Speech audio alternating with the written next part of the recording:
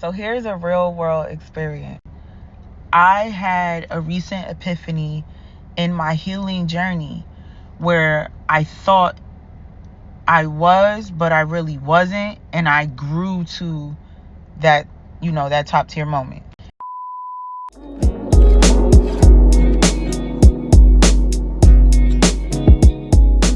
And it had to do with my self-perception as it relates to how I look. I know what I look like physically, but I just couldn't understand, like, y'all, I know what I look like. I know what I look like. I accept what I look like. I'm grateful, whatever. Like, come on, be for real, for real. And I used to be married, and there is such a thing as reproductive abuse. And my ex-husband used to say to me, like, every time, nobody's gonna want you because you got a kid. Nobody's gonna want you because you got 2 kids. Nobody's gonna want you because you got 3 kids. Look at your body. Look at this. Look how you changed. Shit that I couldn't, I ain't got no control on how my body's going to respond to carrying 3 children for 9+ months. And then on top of me not knowing myself, loving myself, nurturing myself, not having a community, not having a sisterhood, not having support, not having what I needed as an individual, I felt susceptible into this experience. And so my epiphany has been, in my journey. I've dated, I've talked to people, but nothing has been long lasting. And it finally clicked that I was still subconsciously holding on to those words that were programmed into my mind. I had to take my shades off for this because this is real stuff, and I'm being very vulnerable with y'all. And as a result, I would sabotage suitors who were single men, successful men, who didn't have children, who were attractive and were attracted to me. And I would shun them away and I would shoo them away. I'm talking about men who were fitter than me, men who were smaller framed than me, fine men, y'all, fine. And I felt like I would be punishing them by allowing them to pursue me or be in a relationship with me because of my baggage. Now, I have had men say to me that they're not interested in me because I have children. I have had men say to me that, like, one guy, I dated him, I'm like, he asked me for my number, I told him I had children, he knew I had children, and then maybe 3 weeks later, he's like, yeah, you already experienced all the things that I haven't experienced yet, so I think I want to do that with someone else. Absolutely, as you should. However, what you did was play in my face because you knew that's what you wanted, but you still had an attraction to me, despite what you already knew. Okay, so what I learned is that deep down in my subconscious, that those words from my ex-husband was still playing.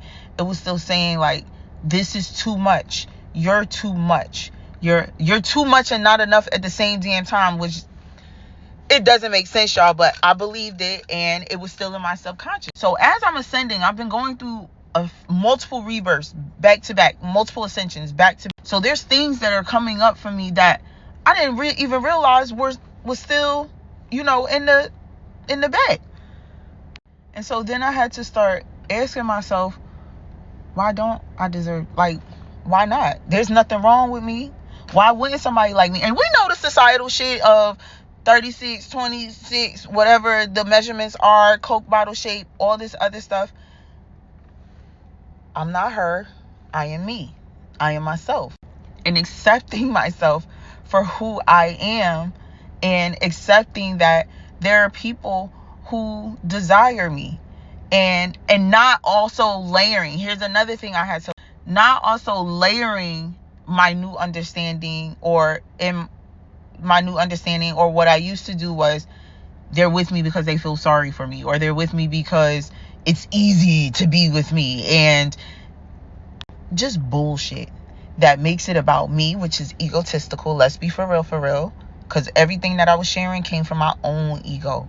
My ego was punishing me by protecting me. So through my egoic protection, it was still a punishment for me.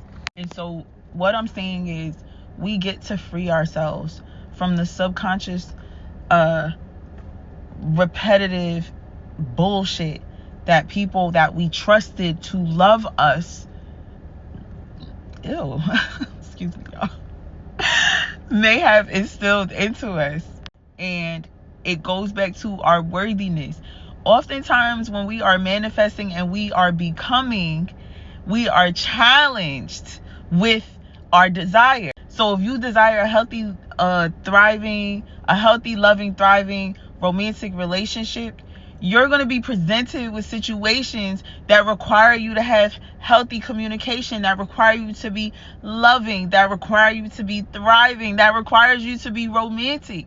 But oftentimes we place the expectations and the requirements that are necessary to experience these things on other people and other places and other things, when we have the responsibility to prepare and become who we need to be for those desires. So now you having a healthy conversation and you tripping the fuck out because you don't even realize, like, dang, oh, this is what this like, because you've never given yourself an opportunity. I didn't know this video was going to be this long, but my spirit was like, just set it for 10 minutes and we'll see. But I love y'all, and I just wanted to share that bit of my reality. I just wanted to share a bit of that truth. If you rocked with this video this long, thank you. I appreciate you. I'm going to post this on YouTube. If you're seeing this on YouTube, thank you so much. I appreciate your support. Be sure to like and subscribe. If you're seeing this on TikTok, be sure to head over to my YouTube, head over to arichbook.com, subscribe to the site. I send out personalized emails. Like, I send out personalized love notes. Let's be for real. We ain't even calling them emails. I send out personalized love notes. And subscribe to YouTube. I'm building that. Love y'all.